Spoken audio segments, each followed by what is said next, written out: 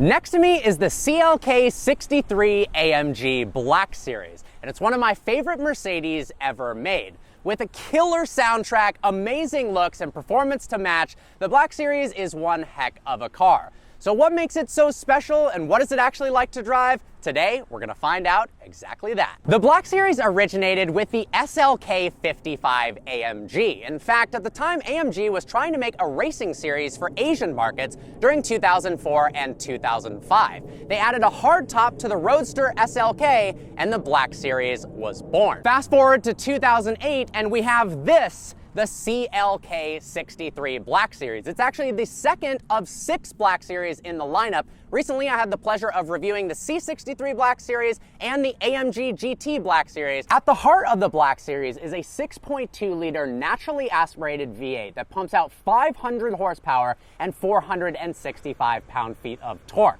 That's 25 horsepower more than the non-Black Series variant, thanks to a new intake, revised tuning, and exhaust. Power is sent to the rear wheels through a 7-speed automatic transmission. 0 to 60 happens in a blistering 4.2 seconds, and it goes on to run the quarter mile in 12.6. While the 6.2-liter is a work of art, so is the Black Series styling. It's lower, it's wider, and it's meaner, but it's also subtle at the same time. If you're not an enthusiast, the chances that you actually know this is a Black Series variant are slim.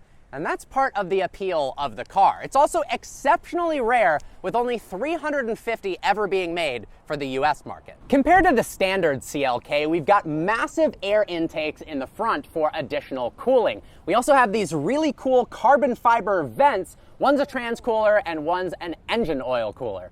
It also happens to look incredible. The enormous flared fenders are one of the Black Series' unique stylistic elements, and it's also in the name of performance. It's 3 inches wider in the front than the standard car and 2.6 inches wider in the rear. It's also got the signature little Black Series vent here with the famous 6.3 logo, although it looks like these vents aren't actually functional. At the rear of the Black Series, we've got a massive carbon fiber diffuser, quad exhaust, and instead of having an enormous showboaty wing, it's got this little carbon fiber spoiler. I love that. All right, let's hop inside. On the inside of the Black Series, there are tons of unique elements. For instance, this steering wheel. It's a squircle. It's neither a square nor a circle. I've seen flat bottom steering wheels, but I've never seen flat bottom and side flat steering wheels with a little bit of curvature. Now behind those are these aluminum, really nice paddles. They actually feel good to actuate. Another really unique element is the shift lever. Normally you've got a big shift lever, but why do you need that? They've made it really simple. It's got this tiny little shifter that you put it into drive. It's also got controls to switch between manual, comfort, and sport mode, as well as an engine start button. This is kind of funky, but I actually love it. Now check this out. When have you ever seen a clock in the instrument cluster?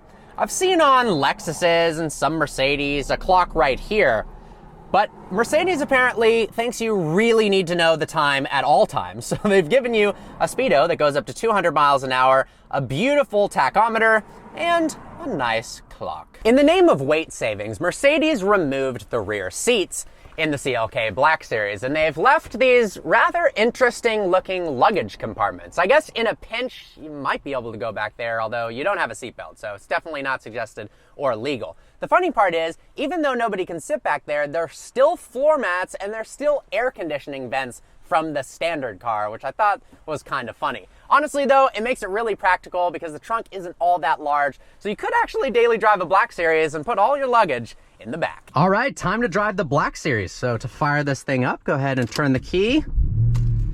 Shift this little shift lever into drive. Now there's multiple different driving modes. We're gonna put it into manual by clicking that button.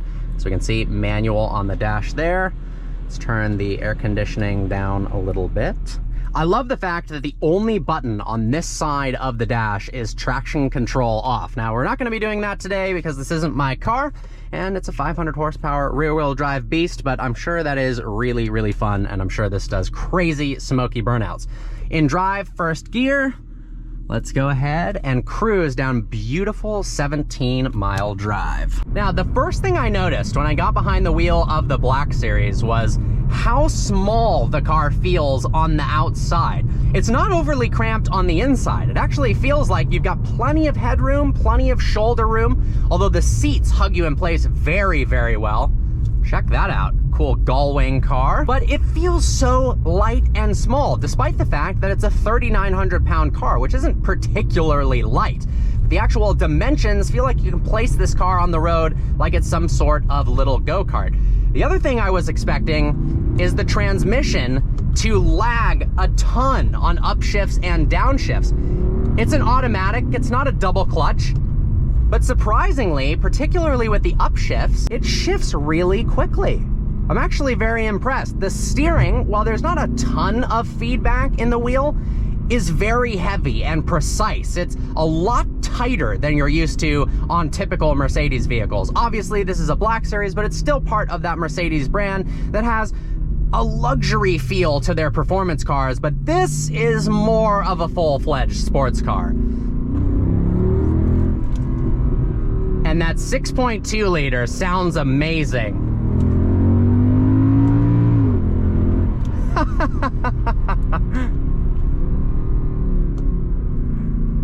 Go ahead and accelerate again. Little wheel spin. Wow. I'm actually really impressed with this car, both from a handling standpoint, the sound, the transmission, and just how small it feels on the road. Now, I will say the interior is starting to feel a bit dated compared to modern cars, but the exterior is not. It's aged so gracefully. I love the proportions, I love the smaller design, but it's also got those crazy flared fenders and aggressive vents on the side and those little ductings on the front, the transcooler as well as the engine oil cooler that just look so special. And that rear end is to die for with those widened hips as well. It really doesn't need anything done to it. Most cars, you'd like to lower it, maybe put some different wheels on it, put an exhaust, but this car from the factory, I love the 19-inch forged wheels. The styling is fantastic. It doesn't need to be lowered, and it could be a tiny bit louder, but it honestly sounds really, really good.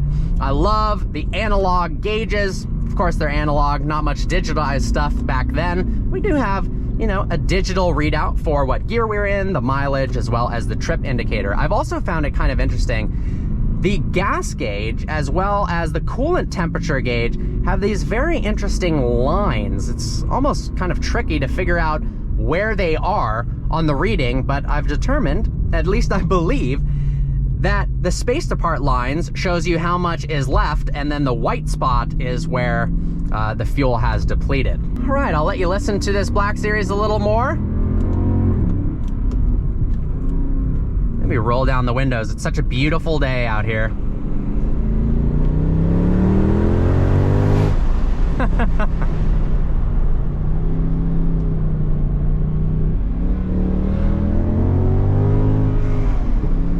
Now, I will say the downshifts are nowhere near as crisp as a new double clutch transmission is. They are, well, they happen pretty quickly in terms of the responsiveness from when you click the paddle to when it downshifts. It doesn't have that whap to it, and it doesn't have a crazy downshift noise. Maybe if I'm harder on the brakes.